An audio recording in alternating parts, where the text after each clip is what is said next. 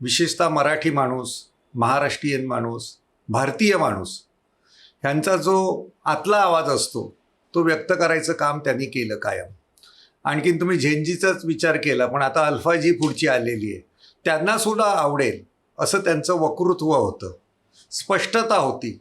ते नेहमी सांगायचे की जे बोलायचं आणि जे करायचं ते धाडसानी करायचं.